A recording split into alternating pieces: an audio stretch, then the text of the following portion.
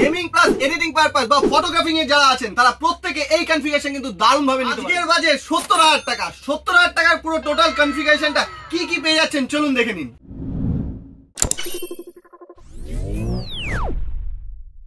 তো মেশিনটা রেডি হচ্ছে কিন্তু Ryzen 7 দিয়ে 5700X দিয়ে। বুঝতেই পারছেন এটা কিন্তু কোনো স্টক কুলারের মধ্যে থাকে না, কারণ এটা প্রসেসর। এই প্রসেসরের মাধ্যমে আপনি গেমিং থেকে শুরু করে এডিটিং থেকে শুরু করে যারা রেন্ডারিং কাজের জন্য ফটোগ্রাফি কাজে লাগে তো সমস্ত পারপাসে কিন্তু এই প্রসেসরটা টোটালি কিন্তু চলে যায়।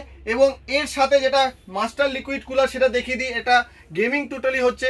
তো মাস্টার লিকুইড কুলার মাস্টারে ML240 V2 RGB, তো টোটালি RGB এই লিকুইড কুলারটা থাকবে। তার সাথে আপনারা কি মাদারবোর্ড পাচ্ছেন, প্রসেসরের পরে মাদারবোর্ড হচ্ছিল গিয়ে MSI এর B550M Pro VDH ওয়াইফাই।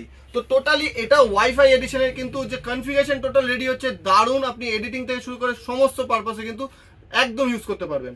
এবং এর সাথে যেটা র্যাম থাকছে, দুটো স্টিকের র্যাম জি স্কিলের একদম সুন্দর হিটসিং দেওয়া DDR4 এর 3200 মেগাহার্টজের 8GB নয় 16GB করে 32GB র্যাম থাকছে। তো আপনি বুঝতেই পারছেন গেমিং এর জন্য সমস্ত পারপাসে কিন্তু দারুণ চলবে এই কনফিগারেশনের সাথে। এবং এর সাথে যেটা আমরা স্টোরেজ ড্রাইভটা ইউজ করছি সেটা হচ্ছে গিয়ে M.2 NVMe, যেটা এর মধ্যেও কিন্তু দারুণ হিটসিং দেওয়া থাকে। তো 512GB এটা একটা M.2 NVMe রয়েছে যেটা XPG-র।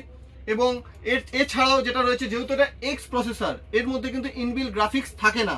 তো যেহেতু ইনবিল্ট গ্রাফিক্স থাকে না সেই কারণে এখানে যে গ্রাফিক্স কার্ডটা চয়েস করা হয়েছে সেটা হচ্ছে Inno3D 1650 1650 4GB ওরিয়েন্টেড এবং DDR6 লেভেলের।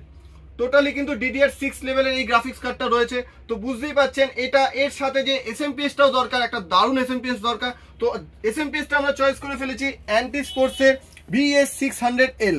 তো এই VS600L এর সাথে কিন্তু এটা দারুণ যাচ্ছে। টোটাল কনফিগারেশনটা যেভাবে আপনারা বুঝতে পারছেন খুব সুন্দর একটা CPU রেডি হচ্ছে। এবং CPU শুধু ভালো হলে হবে না, মনিটরটাও ভালো হতে হবে। তো মনিটরও কিন্তু এখানে একটা দারুণ মনিটর চয়েস হয়ে গেছে, দেখতেই পাচ্ছেন MSI এর। টোটাল এটা MSI এর আছে সব থেকে বেটার ফিচার, যেটা সব থেকে কমের মধ্যে 24 ইঞ্চ এবং হাই রিফ্রেশ রেটেড এবং 100 হার্টজের মধ্যে। দেখতে পাচ্ছেন হাই রিফ্রেশ রেট 100 হার্টজের মধ্যে একদম 5200 থেকে 5500 মধ্যে এটা চলে আসছে। তো সব থেকে কমের মধ্যে 24 ইঞ্চি MSI এর কিন্তু এই মনিটরটা কিন্তু এর মধ্যে থেকে যাচ্ছে। এবং কিবোর্ড মাউস যেটা চয়েস করা হয়েছে সেটাও কিন্তু RGB জেব্রনিক্স এর ট্রান্সফরমার, পুরোপুরি এটা হোয়াইট এডিশনের এটা আছে, হোয়াইট এডিশনের রয়েছে এটা। তো কিবোর্ড মাউসটাও কিন্তু RGB ট্রান্সফরমারের রয়ে গেছে। এবং ক্যাবিনেটটা যেটা যখন মেটেরিয়ালটা রেডি হবে টোটালি সেটাও আপনাদের সামনে দেখানো হবে। তো ক্যাবিনেটটাও কিন্তু 3টে নয় 4-4টে ফ্যান দিয়ে RGB ফ্যান দিয়ে টোটাল ক্যাবিনেটটা রেডি হচ্ছে।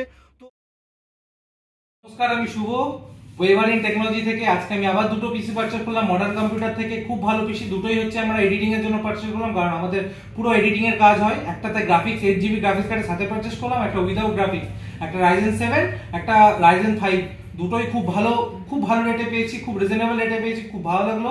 আমি আবার মডার্ন কম্পিউটার থেকে পারচেজ করতে চাই। Thank you so much, bye by.